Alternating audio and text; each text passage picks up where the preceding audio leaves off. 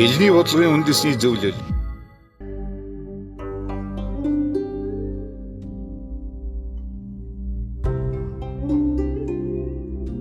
Лувсан ундан буюу луу багш.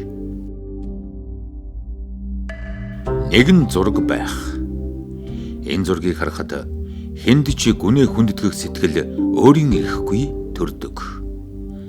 Алдар нэрийн сонсохоор бүр бишрэн. Бямбийн гэрэнчин, цэндийн дамдын сүрэн, шадвын лувсан ундан химээх гурван эрхэм ямар учрал тохиолоор буусан нь бидэнд түүх болон хоцорчээ. Жухамдаа энэ гурван хүн бол Монгол хэл шинжлэл, уран зохиолын гурван их ноён оргил гэдэгтээ хинч үлмэргэх. Лувсан ундан багш Эрдэнэцэнгой дамдын сүрэнгүй гурав бол Монгол хэл судлал, Монгол утга судлалын гурван том оргил, тулгын гурван чулуу гэж ингэж ярьдаг. 1945 онд Монгол Улсын их сургуулийн Монгол хэл хвчгийн тэнхим байгуулагдсан байна. Энэ тэнхимийг байгуулахад академич Цэндийн дамдын сүрэн, академич Бямбын эренчин, академич Иш Лувсан ундан нар, залуухан багш нар тэнхим байгуулж байжээ. Монгол хэл шинжлэлийн нэрт эрдэмтэн Цэрэнгийн Гасангой тэгж хэлдэг байсан. Энэ гурван хүн бол гурван хүнийгүүд 1 2 3 гэж дугаарч болохгүй, бүгдээрээ 1 1 1 гэдэг юм дугаартай гэж ингэж ярьдаг байсан. Үнэхээр энэ бол тийм. Ягаад гэхээр зэрэг Лувсан ундангой, дамдын сүрэнгүй, Эрдэнэцэнгой гурав бол энэ Монгол хэл шинжлэл, за тэр дотор Монгол утга зохиол, за Монгол соёл, аман билэг судалт бол үнэхээр гурван чиглэлийн дагуу тэргүүлж исэн юм гурван эрдэмтэн. Их богдуул говалтай нурууны ноён оргилуудын нэг. Ламын гэгэний шав нутаг, ийм л сайхан говь хангаа хоссон нутагт Монголын хэл шинжлэлийн ухааныг олон салбар бүхий бие даасан цогц шинжлэх ухаан болгон хөгжүүлэх үйлсд өөрийн амьдралаа зориулсан бас ноён оргилуудын нэг болох Лувсан ундан 1910 онд мэндэлжээ. Одоогийнхоор Баян-Хонгор аймгийн Үлзийд сумын нутаг. Дунд хашаат гэдэг газар. Одоо тэр нь байжлаа. Өвлжөө хэвээрээ. Тэг малчин улсууд өвлжтгэл юм байна л. Тэнд төрсөн. Тэгээд ах トゥ гуруула. Аавынх нь ах Мэгэр гэдэг хүн бичиг үсгтэй хүн байсан юм байл. Багд нь ингээд гуруулангийн тэр Мэгэр ах нь Монгол бичиг зааж л дээ. Тэгсэн нөгөө хоёр дүү нь ерөөсөө сурахгүй төрсгөөтэй явцсан. Аав их хичээнгөө сурч гинэ. Тэгээд тэр Мэгэр ах нь нутгийн бичигтэн хүмүүсээр улам цаашаа бичиг сургаад тэгээд тал бичээч болсон баг. Ер нь манайхны энэ бичиг үсгтэй дээр үеэс ихэд нүчин дандаа гэрийн тим сургуультай юм байна лээ шүү дээ, тийм ээ. Гэртээ л бичиг залгаа сурцсан. Аав тэгсэн байл. Түүний эмэг ээж нь өөрийн удмынхан лам болоод нэг л өөдлөхгүй байгааг анзаарч Лувсан ундангаа лам болгохгүй харин төрийн хар хүн болгоно гэж хатуу шийдсэн гэдэг. Лувсан ундан хураг ишиг эргүүлэх наснаас бичиг үсэг сурч улмаар 1924 онд тэр үеийн Цэцэрлэг Мандал аймгийн Баянзүрх уулын хошууны баг сургуульд ганцхан жил суралцжээ. Их эрдэмтний дараагийн үйл нь хошууны тамгын газар тал бичээчийн ажил хийж 10 хэдэн суманд тархаан түгээх элдв бичиг данс харыг олшруулан хувилж гараар бичиг ажлыг дагнан хийдэг байлаа. Тэгээд бяцхан хүү Санж багшигаа даган улаа хийж улсынхаа нийслэлд ирснээр ирээд олшгүй эрдэн сураад олдошгүй сувд болсон сургууль номын мөрөхөөх их аянтай хөл залгасан түүхтэй. Шатлсан сургуульд сураагүй хүн. Тэгээд энэ сураагүй гэдэг үгийг хэлдэгний үгсөөгтэй зэрэг ер нь бие дааж эрдэм ном сурах үлгэрийг бол ухаандаа Монголд үзүүлсэн тийм хүн.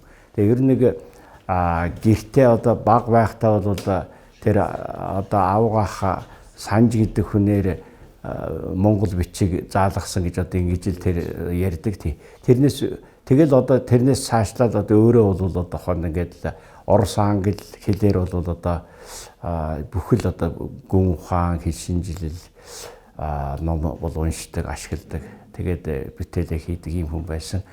Тэгээд тал бичээч байжгаад тэгээд дараа нь өөрийнх нь багш байсан Санж гэдэг хүн ардын гэгэрlэх яамд төшмөлөр ирсэн байна лээ.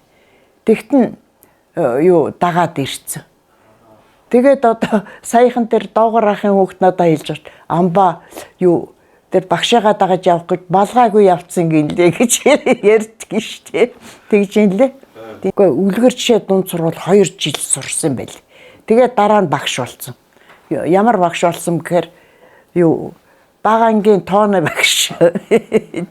Ер нь багш л хүн л дээ. Тэгээд дараа нь монгол хэлээ заагаад.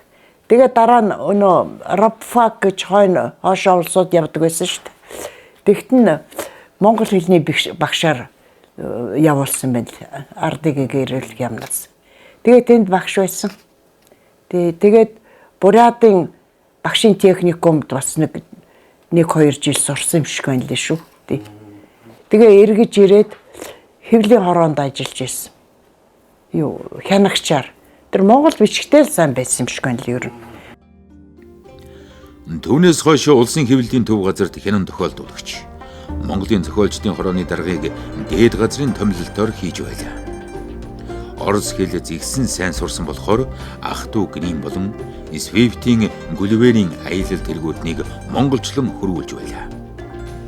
1936 оноос шинжлэх ухааны хүрээлэнгийн тун тасагт ажиллаж эхэлсэн нь түүний монгол хэлээ наривчлан судлах, орчин цагийн шинжлэх ухааны үндэстэйгээр наривчлан судлах ажлын эхлэл болжээ. Энэ үед дунд сургууль техникумд монгол хэл заахад гарын авлага болгох зорилгоор монгол хэлний зүг бичиж хэвлүүлсэн нь олны дунд луу багшийн цагаан ном хэмээн алдаршжээ.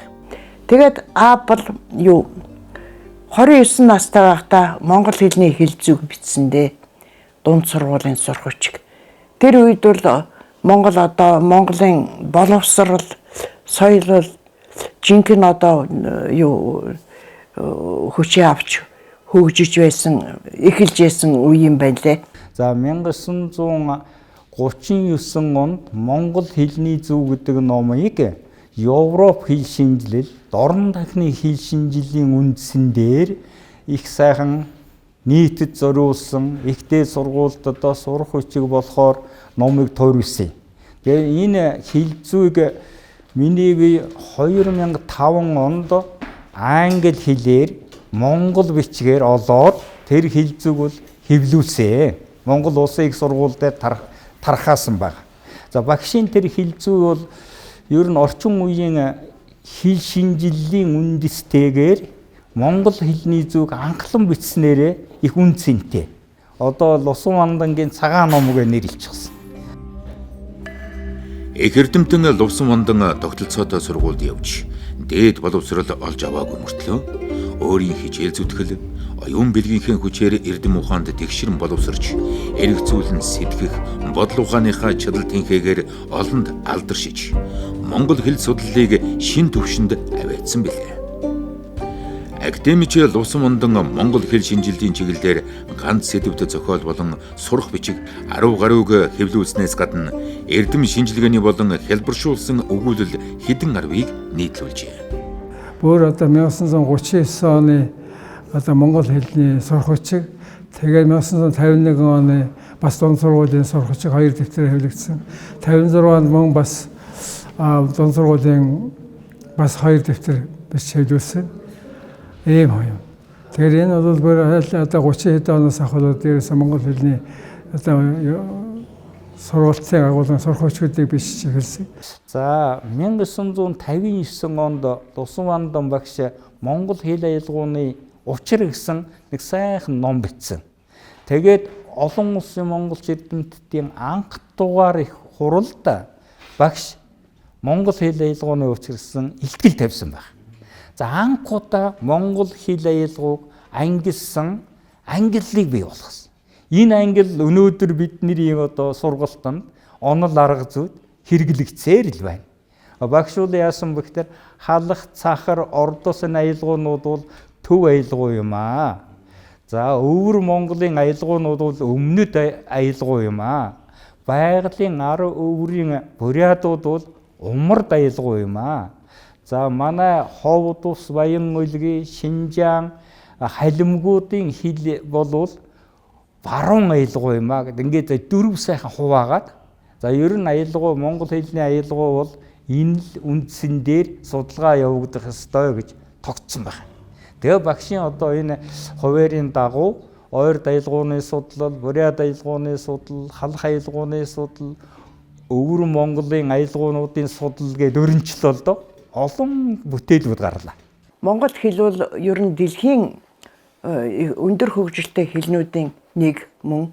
Юу ихтэй зэрэг хэл одоо хөгжсөн байна гэдэг чинь нэгдүгээр түүхтэй байна.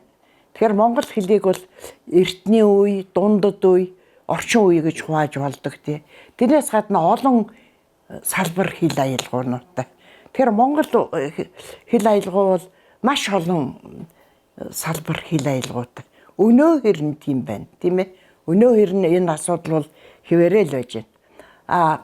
Бол 1959 оны Монгол Ширдэмтийн хурал дээр тавьсан илтгэлдээ монгол хэлийг 4 бүлэгт хуваасан. Тэр нь бол хүн харахад бол их илүү цомхон болгоцсон юм шиг. Тэгтээ их сонио. Юу гэж хуваасан гэхдээ зэрэг цөм монгол хэл гэдэг юм. Тэр нь одоогийн бидний ярьж байгаа орчин цагийн монгол хэл тийм ээ. Түүний 1959 онд монгол хэлнүүдийн салсан оныг судлах нь бичил өгүүлэлд монгол хэлийг халах, захар, бурайд, халимаг, дагуур, монгор зэрэг 6 аялгууны бие биесээ салсан цагийг бараг цалан гаргажээ. Үүнд халах аялгуунаас захар аялгуу 150 жилийн өмнө, бурайд аялгуу 350 жилийн өмнө, халимаг 400 жилийн өмнө салсан хэмээн үзжээ. Монгол хэл бол ер нь монгол хэл шинжил гэдэг зүйл бол байсан. Энэ бол бүр Чожа Одсороос эхэлсэн тий. Чожа Одсороос. Тэгээд аавын бичсэн хэл зүй номыг бол Чожа Одсорын дараа анхудаа монгол хэлний хэл зүйг ингээд найруулан бичлээ гэж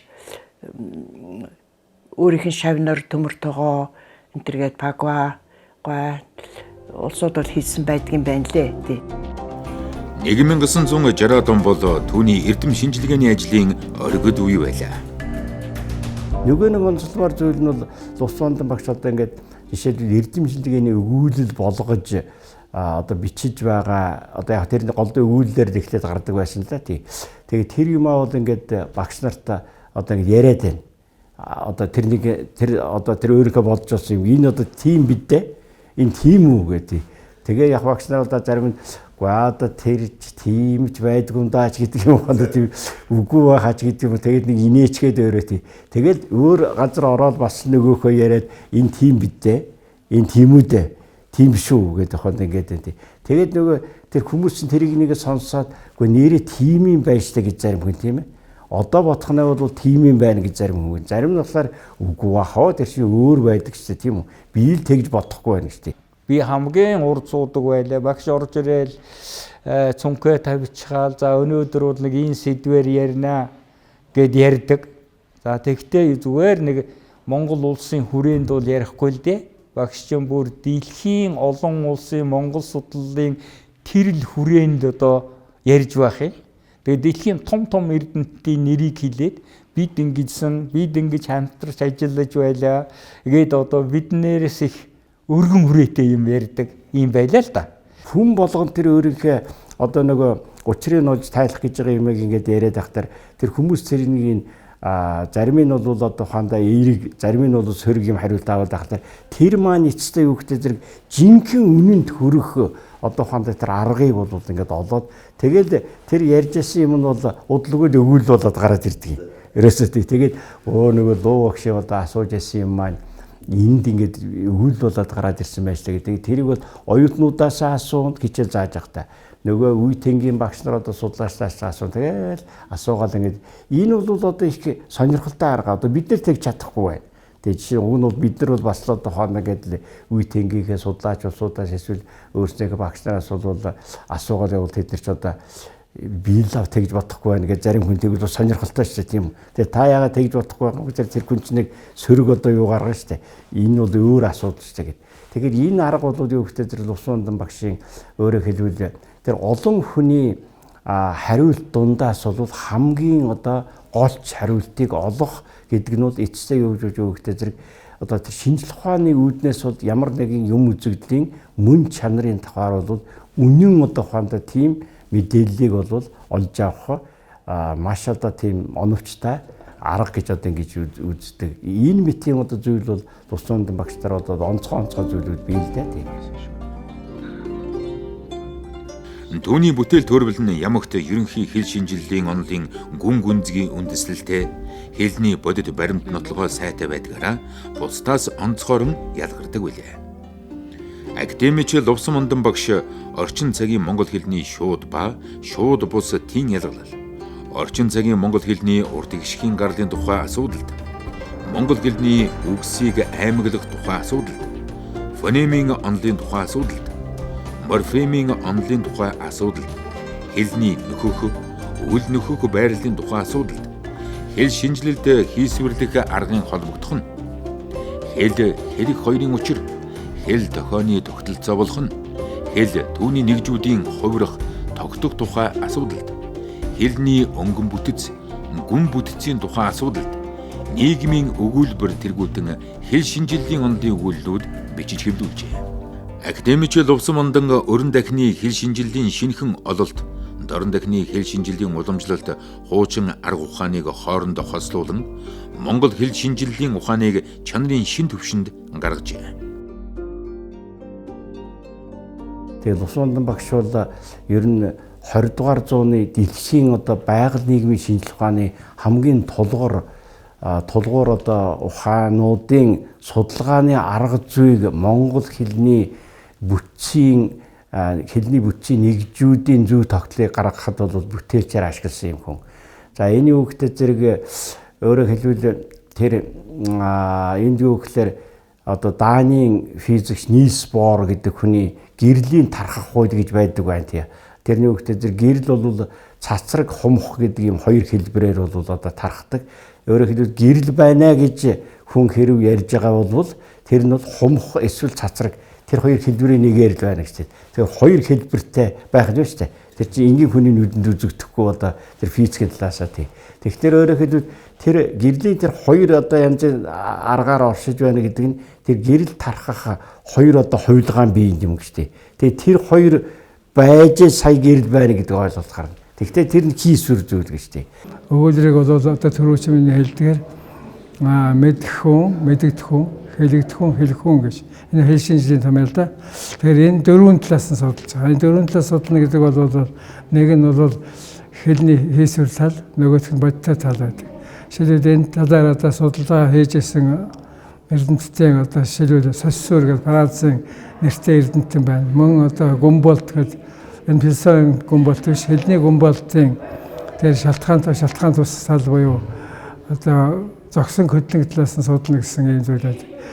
Тэгээд нэг бол ингээд дөрвөн талаас мэдэгдэх хүн, мэдэх хүн, хэлэгдэх хүн, хэлэх хүн гэсэн ийм дөрвөн одоо талыг нээжүүл судалсан.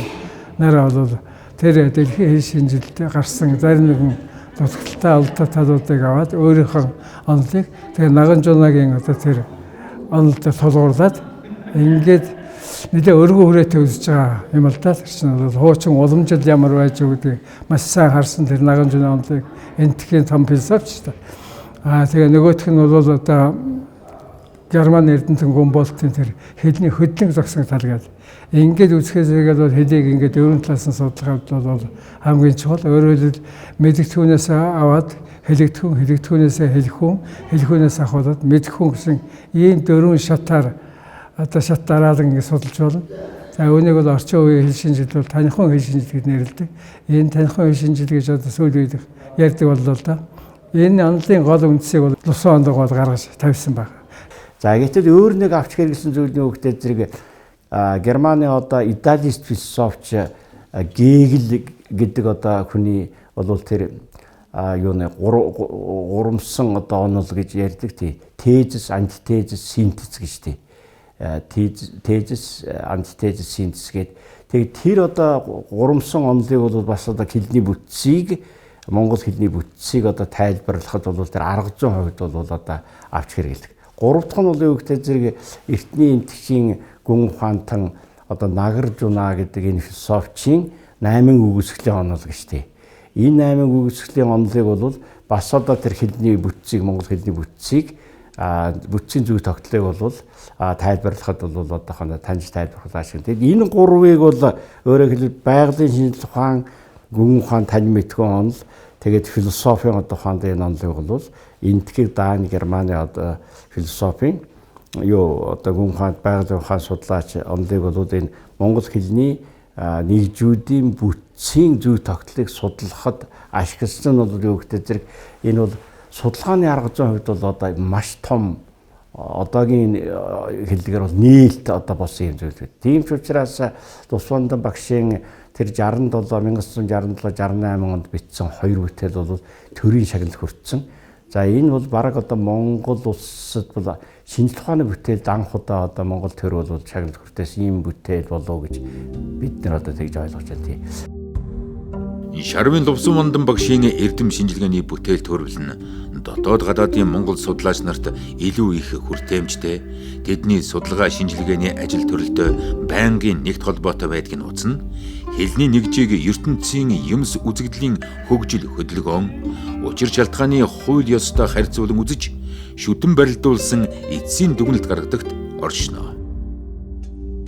Тэр фонемийн онолын тухай асуудал гэдэг дээр бол фонемийн онолд байгаа хоёр талын хэтэрхийлэлийг одоо арилгаж Наганжууны онолын харьцангуй бодисын онол гэдэг тийм онолын дагуу фонемийн онолыг босгож ирсэн.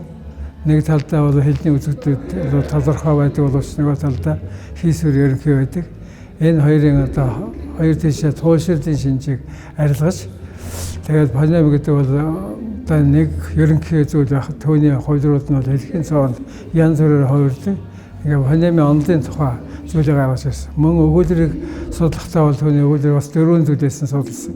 Энэ бас л одоо мөн хэлний хэлэгдэхүүн хэлэх хүн, өгүүлэгдэхүүн өгүүлэх хүн гэсэн буюу одоо мэдэгдэхүүн мэдэх хүн гэсний талаас ингэж одоо 4 зүйл болгож судалсан. Энэ бол өнөөхөл одоо төрүүчийн ярьдаг Наганжууны онолтой холбоотой ийм зүйл юм. Тэгээ энэ орчин үеийн хэл шинжилгээний одоо олдлуудыг сайхан энэтэй хасгаад өөрийнхөө онолыг ингэж гаргаж ирсэн байдаг.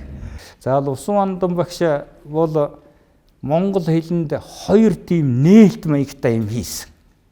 За энэ 2 төрлийн онол нээлт болвол нэг нь нөхөх үл нөхөх байрлалын онол гэж. Бие даагаагүй хувилбараар илэрч байгаа бүтээврүүд бол нөхөх байрал байдаг юм аа. Бие даасан бүтээврүүд бол үл нөхөх байрал байдаг юм гэсэн онолыг бол бий болгосон. Энэ бол ерөнхий хэл шинжилгээний онол болж хувирсан зүйлтэй. Ийм том суур онол үүсгэсэн байна. За тэр нь яг хүүхдээр хим, физик, одоо математикийн мэргэжилтнүүд бас энэ нөхөх байрал гэж байдсан байна л да.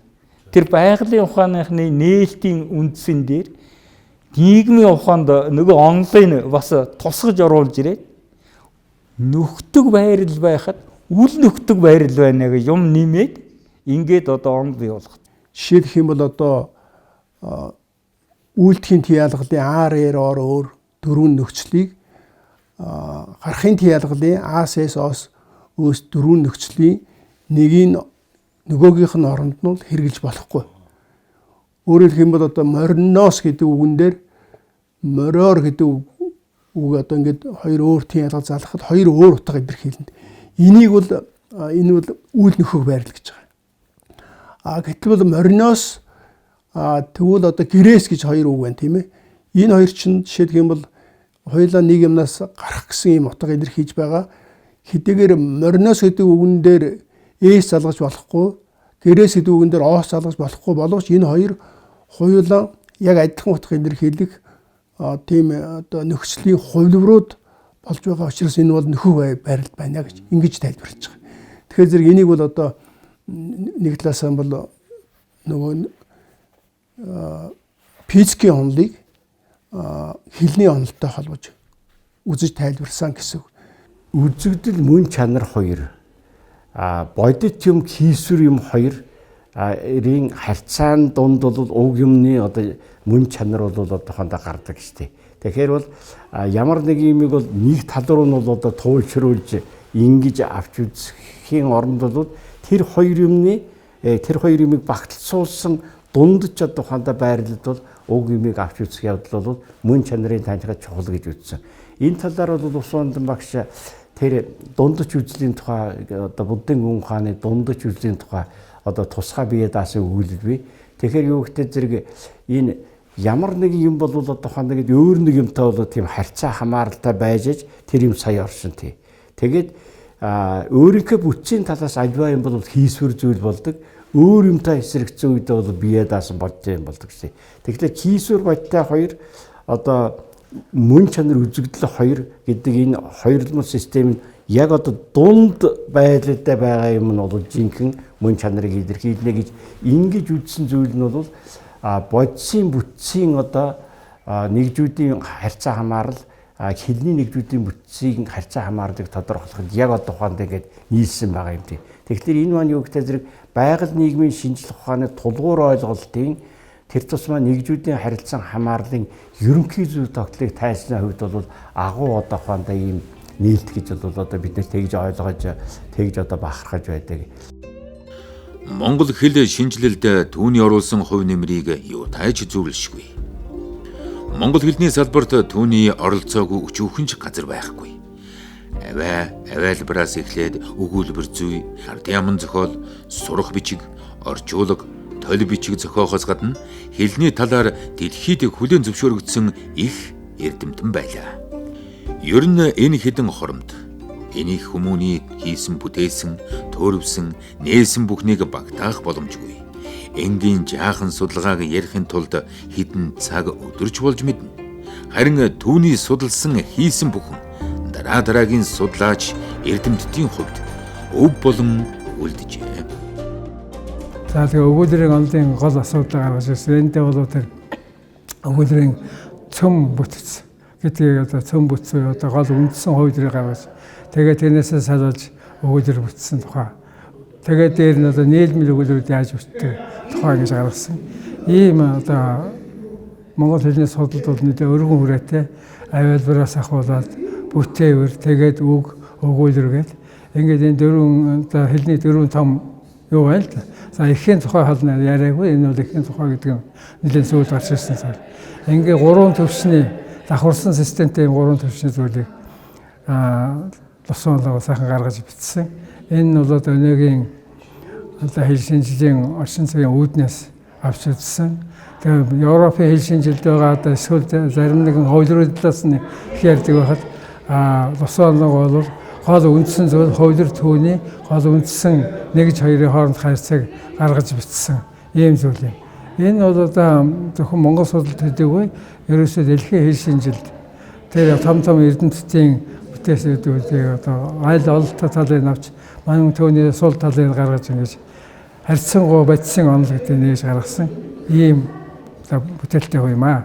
Их Британий академиас аавд баштай энэ 13 дугаар зууны өмнөх үеийн турк хэлний үгийн гарлын тойл гэсэн номыг маш ховор номыг одоо шавнар нөө энэ луу багштал байдаг ном өөр Монголд ганц ном гэж ярьж байгаа шүү дээ. Тэгээд одоо тэр номоо явуулсан тухай Английн элчин захидлаа аваад ирүүлж яасан баг. Нэвтрүүлгийнхээ төгсгөлд түүний 60 насны ойгоор буюу 1980 онд түүний шав эрдэмтэн зохиолч Гадам зохиож байсан шүлгийг хүргэе. Эрдэм ухааны бүтээл тань.